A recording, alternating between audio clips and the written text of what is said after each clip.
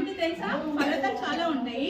అందులో కొన్ని మృత పర్వతాలు ఉంటాయి. ఆ మృత పర్వతాల్లోనే అగ్ని పర్వతాలు ఉంటాయి, పేలుతాయి అనమాట. ఎప్పుడు పేలుతాయి, అలా పేలుతాయి మనకి తెలియదు. పేలే అగ్ని పర్వతాలు అన్నింటినీ కూడా గవర్నమెంట్ ఎప్పటికప్పుడు నాసా వాళ్ళు అన్ని ఐడెంటిఫై చేసి ఇస్తారు, ప్రికాషన్స్ ఇస్తారు. వాటి పరిసరాల్లో జనాలు ఎవరిని ఉంచరు, ఎందుకంటే ఇవి సడన్ గా బ్లాస్ట్ అయిపోతాయి. ఎప్పుడైతే పర్వతం పేలిపోతుందో దాంట్లోంచి అగ్ని ద్రవ పదార్థం లాగా లాభ వచ్చేస్తుంది అన్నమాట. లాభ వచ్చేసి మొత్తం చుట్టుపక్కల అంతా ఆక్యుపై చేసేస్తుంది. అక్కడ ఒకవేళ ఏ జంతువైనా మొక్కైనా మనిషి అయినా ఉంటే ఆ నామరూపాలు లేకుండా బూడిదగా మారిపోతారు. అంత విపరీతమైన వేడితో ఆ లావ వచ్చేస్తుంటారు. ఆ లావ ప్రసరించిన ప్రదేశం అంతా కూడా కొన్ని వందల ఏళ్ళు మళ్ళీ మొక్కలు పెరగడానికి వీలు లేకుండా అయిపోతారు. అలాంటివి అగ్ని పర్వతాలు.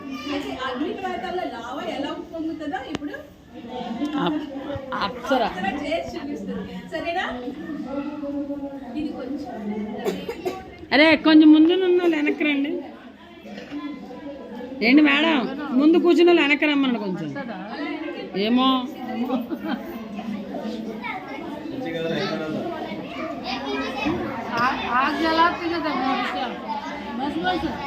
మనం ఏం చేస్తాం, ప్రయోగం చేస్తున్నాం.